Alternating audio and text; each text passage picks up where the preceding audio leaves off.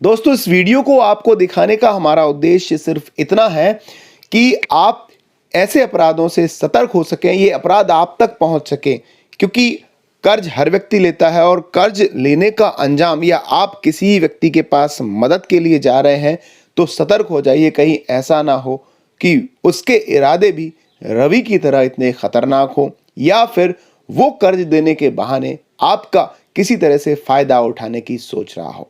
नमस्कार, मैं हूं संजय वैष्णव और आप देख रहे हैं एनवीटीवी। रवि ठाकुर है इंदौर का दबंग, जिसकी 3 होटल चल रही हैं और तीनों में धड़ल्ले से वो अनैतिक काम करता है। दोस्तों, ये कहानी शुरू होती है 1 साल पहले। ममता अपने पति के साथ बहुत प्यार से रहती है। अपनी परिचित सरिता, जिसके पास वो उसका आना जाना लगा रहता है। सरिता ब्यूटी पार्लर का काम करती है और इसी तरह से उसकी दोस्ती धीरे धीरे करके सरिता से बढ़ जाती है। अब जाहिर सी बात है, अगर दोस्ती बढ़ गई है तो आप आज नहीं तो कल अपनी परेशानी अपने दोस्त को जरूर बताएंगे। बस ममता ने भी यही किया। अपनी परेशानी, जो आर्थिक तंगी से ममता अपने और ममता का परिवार गुजर रहा था, उसने अपनी दोस्त को बता दिया कि यार मुझे कुछ पैसों की दिक्कत है, मुझे कुछ पैसे चाहिए। तो सरिता कहती है, सरिता चूंकि ब्यूटी पार्लर का काम करती है और इसी तरह से सरिता और ममता का संपर्क हुआ था, तो चूंकि सरिता कहती है कि भाई मेरे पास इतने पैसे तो नहीं है, लेकिन मैं तुम्हें एक ऐसे शख्स के पास ले चलती हूँ जो बहुत अच्छे हैं, अमीर हैं और बड़े नेक दिल हैं, महिलाओं की मदद करते हैं। कहने का मतलब है, जो भी उनके पास ज़रूरतमंद जाता है तो वो उसकी मदद करते हैं। तो बस भोली भाली ममता उसके साथ चली जाती है। रवि ठाकुर जो कि अमीर है, सरिता उसको ममता की परेशानी के बारे में बताती है। तो इस तरह से रवि हंसते हंसते बिना कुछ ज़्यादा उससे सवाल जवाब किए ममता को पैसे दे देता है। अब चूंकि कुछ दिन बाद जब ममता पैसे नहीं चुका पाती, वो कर्ज नहीं पटा पाती, तो रवि उससे कहता है कि अगर तुम्हें कर्ज नहीं देना है तो मत दो, लेकिन मेरे लिए तुम्हें एक काम करना पड़ेगा। सरिता उसे कहती है कि कोई बात नहीं, तुम उसे अगर तुम्हें कुछ दिन बाद लौटाना है तो लौटा दो, लेकिन उसकी बात मान लो। और बस इस तरह से ममता उसकी बातों में लग जाती है और रवि से मिलने के लिए उसके होटल में चली जाती है। होटल में पहुंचकर ममता रवि की बात मान लेती है और उसके साथ गलत काम करती है। उसे नहीं पता था कि जिस तरह से वो रवि की बात मान रही है वो उसके लिए जानलेवा साबित होगी, और रवि को भी नहीं पता था कि ये जो काम वो कर रहा है, कहीं ना कहीं इस काम के कारण उसकी जिंदगी हमेशा हमेशा के लिए खत्म होने वाली है। हर बार की तरह, चूंकि रवि जो है वो कोई पहली दफा ये काम नहीं कर रहा है, उसका तो काम ही ये है, वो जरूरतमंद महिलाओं को, सरिता और अन्य जो लोग हैं, उसका एक ग्रोह चल रहा है, वो अन्य महिलाओं को उसके पास बुलवाता है और उनकी मजबूरी का फायदा उठाकर पहले तो उन्हें कर्ज देता है, और जब वो कर्ज नहीं चुका पाती तो अपने बातों में लेकर उनके साथ गलत काम करता है, उनकी वीडियो बनाता है और वीडियो बनाने के बाद उन्हें ब्लैकमेल भी करता है। क्योंकि ममता के साथ ये पहली दफा हो रहा था, ममता को नहीं पता था। ममता को लगा कि चलो मुसीबत टल गई, अब कुछ दिक्कत नहीं है। लेकिन कुछ दिन बाद जब ममता सरिता के मोबाइल में अपना उस समय का वीडियो देखती है तो उसके पांव के नीचे से जमीन खसक जाती है। वो परेशान हो जाती है, वो कहती है ये क्या हुआ।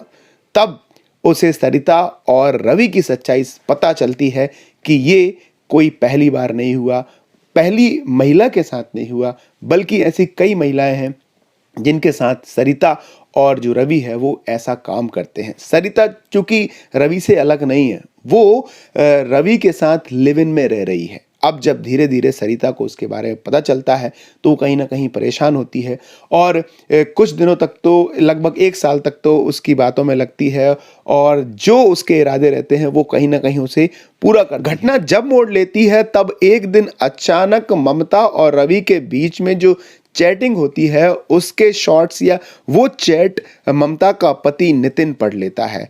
नितिन ममता को डांट लगाता है, उसे सब कुछ उगलवा लेता है, उसे पूछता है कि ये तुमने ऐसा क्यों किया, क्या चल रहा है मेरे पीठ के पीछे। तो ममता उसे बताती है कि ये मैं कुछ जानबूझ के नहीं कर रही हूँ या शौक से नहीं कर रही हूँ। ये जो रवि है ये बहुत बेकार आदमी है, वो पूरी सच्चाई अपने पति नितिन को बता देती है। नितिन परेशान हो जाता है। वो सीधा जाता है अपनी पत्नी के साथ सरिता के पास, उससे बोलता है कि यार तुमने ऐसा क्यों किया। तो वो कहता है कि भाई आपको कर्जा नहीं देना तो मत दो, लेकिन आपको हमारी बात माननी पड़ेगी। धीरे धीरे जब पता करते हैं तो उनके पाँव के नीचे से ज़मीन खसक जाती है। वो हैरत हो जाते हैं कि यार ये जो रवि है वो इतना खतरनाक आदमी भी हो सकता है। इंदौर में रह रहा है, होटल का मालिक है, इतना अमीर आदमी है और काम ऐसे घिनौने। ये कोई पहली महिला नहीं थी, ऐसे कई महिलाओं के साथ उसके वीडियोस बने हैं और उनकी मजबूरी का फ़ायदा उठाकर उनको शिकार बनाता है ये।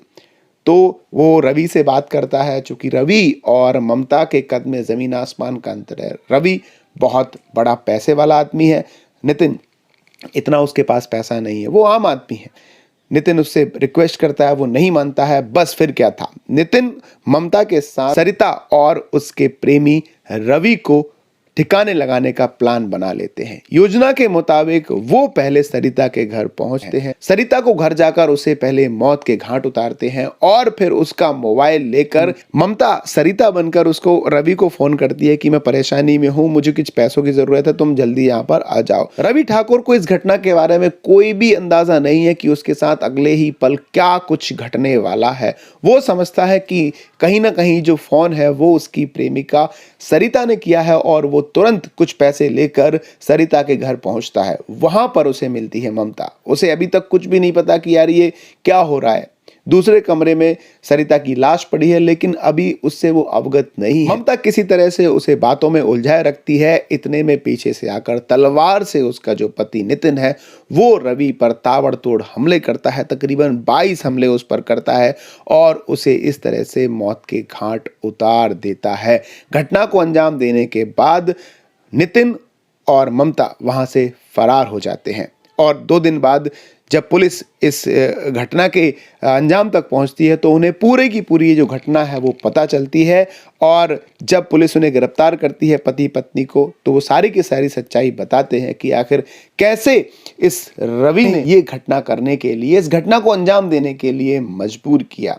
तो कहीं ना कहीं दोस्तों ये जो घटना है, ये जो वीडियो है, इससे बहुत कुछ हम सीख सकते हैं कि आखिर किस तरह से अगर हम अपनी मजबूरी, हमारी परेशानी अगर गलत आदमियों को बताते हैं और उनसे मदद की अपेक्षा करते हैं तो वो किस तरह से हमें नुकसान पहुंचा सकते हैं, वो हम ममता और नितिन के उदाहरण से समझ सकते हैं। इस तरह से ममता और नितिन की जिंदगी बर्बाद हो जाती है। वो सलाखों के पीछे चले जाते हैं और सरिता और अमीर रवि हमेशा हमेशा के लिए उनके गलत काम के कारण इस दुनिया से हमेशा हमेशा के लिए जान से हाथ धो बैठते हैं। कहीं ना कहीं उसके पैसे के कारण, उसकी गलत सोच के कारण, दूसरों के प्रति बुराइयों के कारण, अपनी हवस के कारण वो अपनी जान से हाथ धो बैठता है। और थोड़े से लालच के कारण सरिता ना सिर्फ अपने बच्चों से दूर जाती है बल्कि बच्चों की भी जिंदगी हमेशा हमेशा के लिए बर्बाद करके चली जाती है। तो दोस्तों सतर्क रहें, अपराधियों को समझें, अपराधों को समझें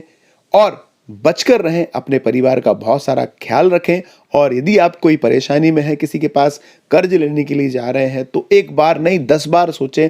10 बार सोचें कि आप जिसके पास मदद की उम्मीद के लिए जा रहे हैं, कहीं ऐसा तो नहीं कि मदद देने के बहाने उसके इरादे भी रवि की तरह खतरनाक हो। तो दोस्तों लेता हूं आप सभी से विदा। अगली बार फिर किसी अपराध की दुनिया से कोई बड़ी खबर, बड़ी घटना आपके सामने लेकर आऊंगा और हम उस घटना से बहुत कुछ सीखेंगे, सुरक्षित बनेंगे, सतर्क बनेंगे, जानकार बनेंगे। नमस्कार।